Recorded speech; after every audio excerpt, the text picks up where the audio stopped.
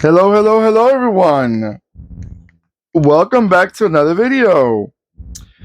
All right, let's see what we got for you right now.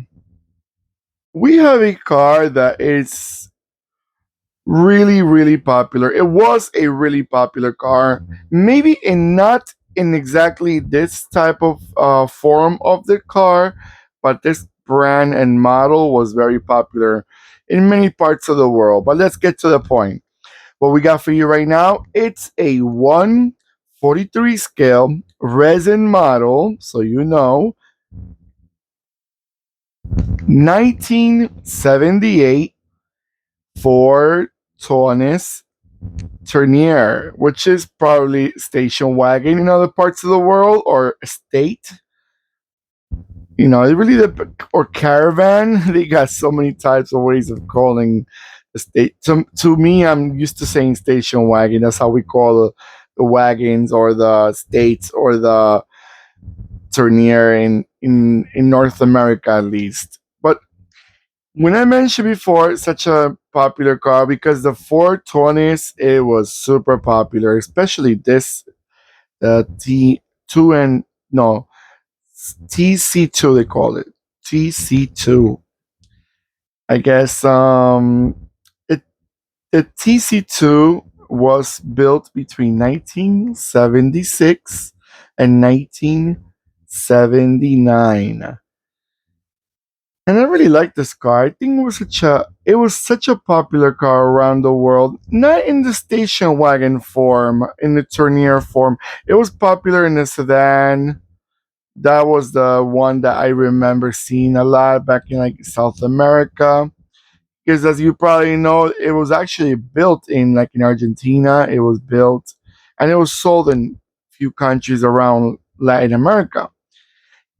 Again, this is a European Ford. Sometimes in other parts of like northern South America, probably like Venezuela, Colombia, and probably like Central America, you get to see probably a little bit more of the American Fords instead of the European Fords, like the Ford back in the days.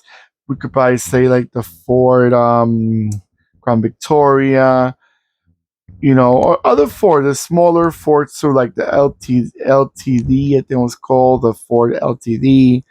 So these models were not so popular in certain parts of Latin America, but in other parts they were. And I really like this car. Really, really attractive model. It was hard to find, by the way. This model was hard to find. By the way, they're made by Neo, resin model Neo. Good quality, great details to my eye at least. I think it's very well made. Now let's talk about let's get some information on this little beauty. I'm gonna talk about the Taunus TC. The Taunus TC in engines. Let's get to the engines. You have one there's different markets, so I guess different markets depends on what engine you get, but I'll mention them all.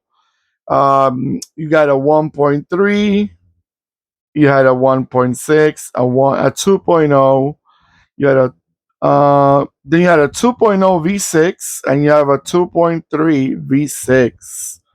So you have four cylinders, and then you have some six cylinders. I think the four cylinders were the more popular ones from what I remember. And then transmission wise, you had a 4 speed synchro mesh manual with a central floor mounted lever.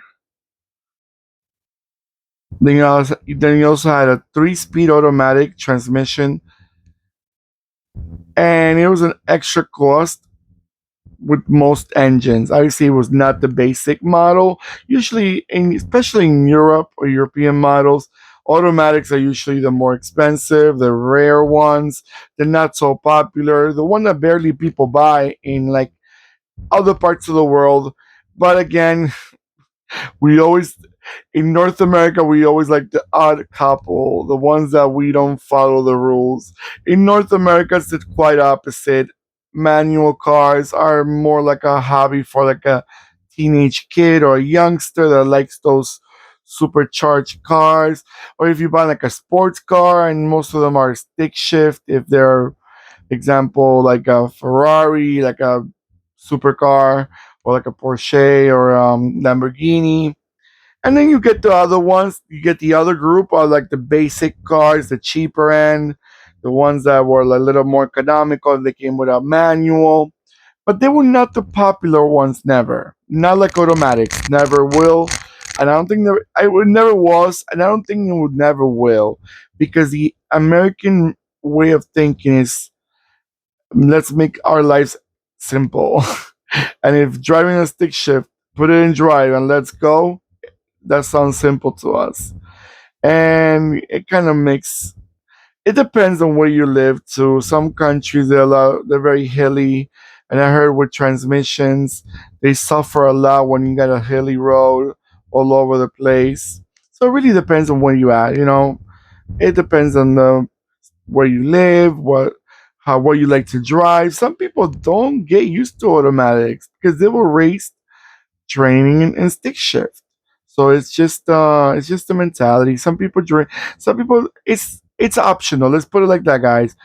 And I respect any. I like automatics. I'm more into automatics. I'm kind of in the lazy mode, but not because I'm lazy. Just because I like it. I enjoy it more. I don't have to worry about shifting. But again, everyone is welcome to think differently, and it's fine. It's great to have different opinions. We're no robots. All right, guys, I'm gonna let it go around a few times, and I'll be right back.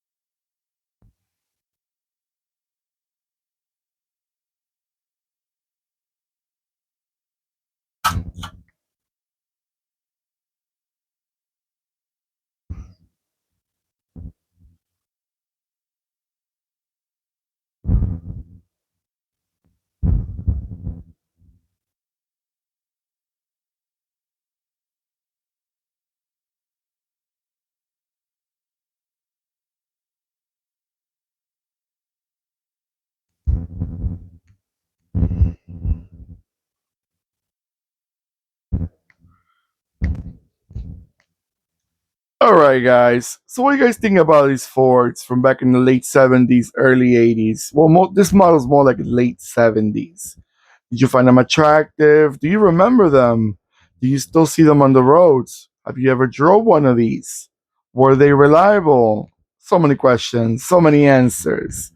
Don't forget to comment below where you guys are from, what scales you guys collect, what models, do you like resin models, you like die cast. Hey, you can see both of them here with no problems.